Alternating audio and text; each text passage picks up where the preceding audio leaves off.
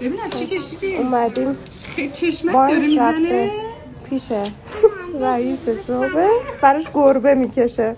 تقدیم باید. سلام بچه ها، من جادوگرم. میخوام جادو کنم ولی الان نمیکنم، بعدم میکنم.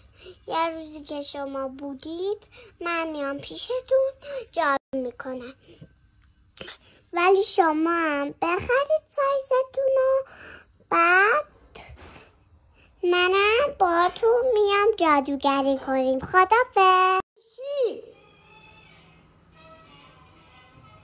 کجایی؟ پیشی بودو بیا. دارم صداش میکنم ببینم میاد، معلوم نی کجا قایم شده. پیشی بودو. کجا اومدی؟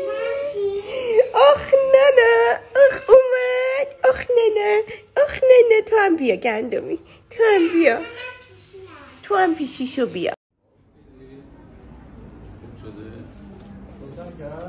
یکیش کارت جیبش گفته. یکی از خوشمزه ترین ترکیبا ذرت و کره و نمک و بعضی موقع آویشن، اینا هم خوبه. من و گندم میمیریم براش، کره زدنش. گندم چیکار داری میکنی ماما؟ چیکار میکنی ماما؟